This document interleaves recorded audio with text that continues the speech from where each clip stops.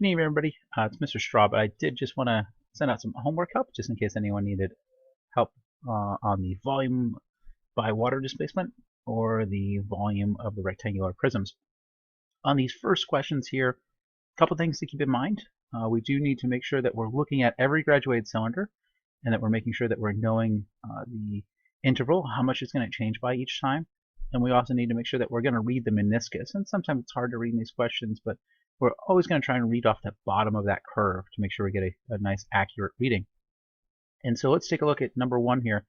Remember, to find the volume of an irregular object, we're going to drop it into a graduated cylinder or some other container we can measure volume by, and the amount of change that we see is going to tell us what the volume of the object was. And so here we're going to look at our first graduated cylinder. We're going to count our lines just to make sure we see what's going on. We can see our first line is numbered at 5. We'll count our lines 1, 2, 3, 4, 5. Great. So that means each line is equal to 1. And so that means the volume of the graduated cylinder to start with is going to be 4. We've put our object in, and it seems to have gone up by a lot. But we'll do our reading here and see that it's at the 10 here, and it's gone up a couple more, so it's 11, 12, and then read off the bottom of the curve right here to 13. To find the volume of the thing that we put in, we are going to find the difference between those two numbers.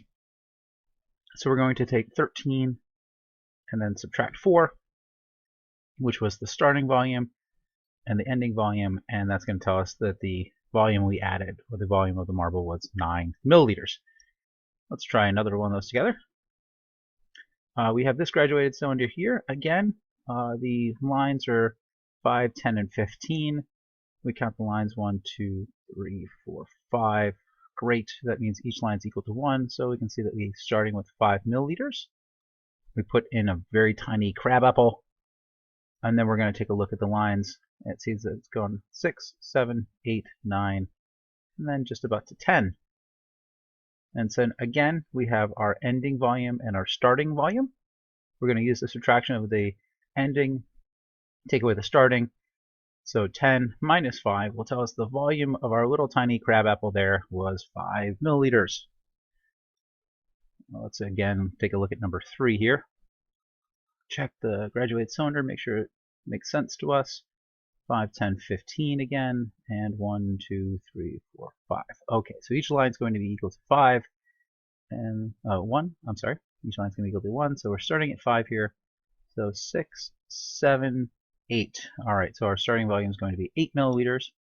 Our ending volume, we're going to look at 10, 11, and 12, so our ending volume will be 12 milliliters, and then we will again find the difference. 12 minus 8 gives us an answer of 4 milliliters for the tiny, tiny orange.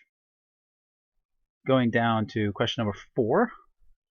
This one looks a little different, so I did want to try this one and number 6 before we go on to the other side of the worksheet. We look here, it's not like the other ones, it's not 5, 10, and 15, it's just 1 right here. So this is very different from the other one. So now that means that each of these lines means some fraction of 1 milliliter. So we're going to have to count these lines to see what fraction of 1 it is. So it's 1, 2, 3, 4, 5, 6, 7, 8, 9. Oh, there's 10 lines. So that means each line is 0.1 or 1/10 of a milliliter. And so now we're going to have to count and see what we have. 1, 2, 3, 4, 5, 6, 7. So now we can see that we have 0.7 milliliters of fluid to start with. And we're going to take a look over here. We've put our object in. We can see that we're all the way past the 1 and then 1 line past. And we know that each of the little lines means 1/10 of a milliliter or 0.1. And so that means our ending volume is going to be 1.1 milliliters. We can plug that into our calculator and take 1.1 minus 0.7 to tell us that the volume of the object was 0.4 milliliters. We're going to skip this number 5. I feel like you guys can do that one at this point. Take a look at this one just because the numbers again look a little different. We can see that our numbers now go 1, 2, and 3. And let's count the lines in between. It's 1, 2, 3, 4, 5. Seeing that we have just 5 sections in between 1 and 2, that means that each line there is going to be worth 0.2, and you could check that by taking the number that's in between, they're changing by 1 every time, and then dividing by 5, and that will tell you that each segment is going to be equal to 0.2. And so that when we look here, we'll see that we are at 2, 2.2, and then 2.4 it looks like for our starting volume. Oops, looks like I wrote down 2.2. Let's say maybe closer to 2.4. And then we're going to look at our ending volume. It looks like it should be 3, 3.2, 3.4.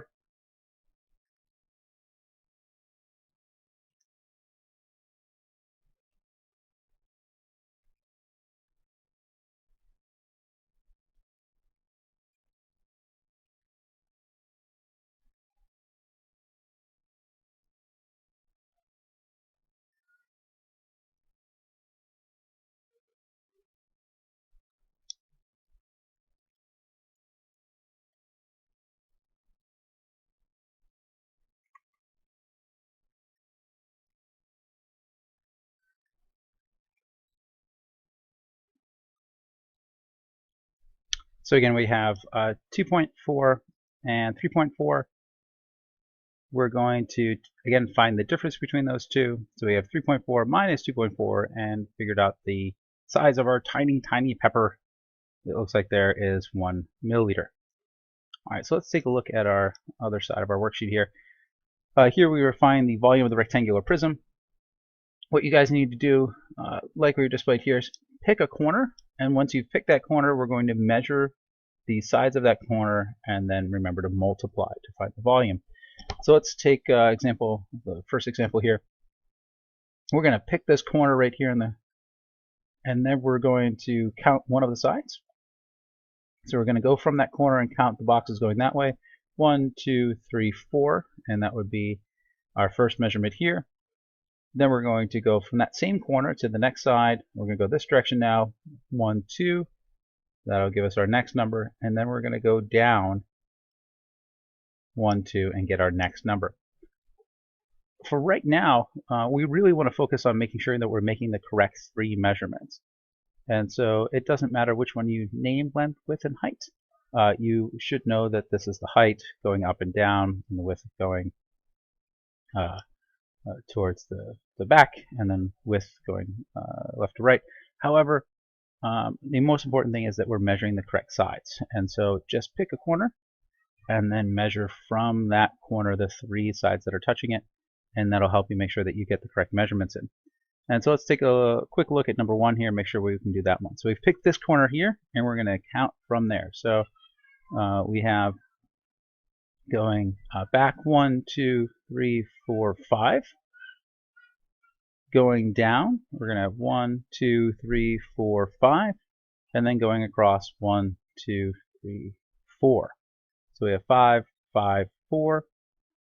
To find our answer, we're going to take 5 times 5 is 25, times 4 is 100. Let's take a look at number 2 here. Again, let's pick a corner right here. We're going to count backwards, we're going to go down, and we're going to go right. And so our numbers here are going to be 2 going backwards towards the rear, 3 going down, and then 5 going across. And our answer, of course, here being 2 times 3, which is 6, times 5, which gives us our answer of 30. So this last one, you can go ahead and pause it, make sure that you can solve it. When you come back, we'll take a look at the answer. Here for this last one, we should have gone backwards 1, 2, 3, 4, down 1, 2, 3, 4, and across 1, 2. So 4 times 4 times 2 gives us an answer of 32. Hope that helped, guys, and I look forward to seeing you guys tomorrow.